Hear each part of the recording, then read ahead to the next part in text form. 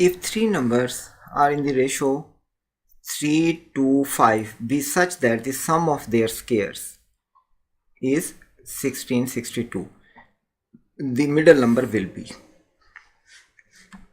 हम सपोज करते हैं कि 3x 2x and 5x, 3x 2x and 5x are the numbers, और हमने 2x बताना है क्योंकि ये मिडल नंबर है.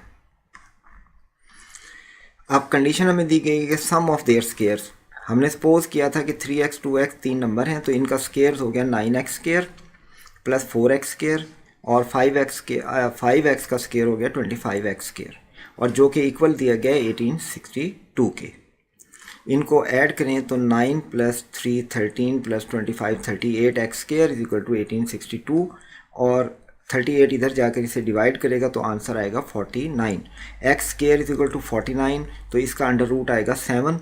नेगेटिव नंबर हमने लेना नहीं है, अब प्लस में रहेंगे तो x इज इक्वल टू 7, और हमने बताना था मिडल नंबर, तो मिडल नंबर 2x है, इसलिए इसको 2 से मल्टीप्लाई किया तो 2x इज इक्वल टू 14, जो कि ऑप्शन बी में दिया गया है. इसलिए इस क्वेश्चन का आंसर है ऑप्शन बी.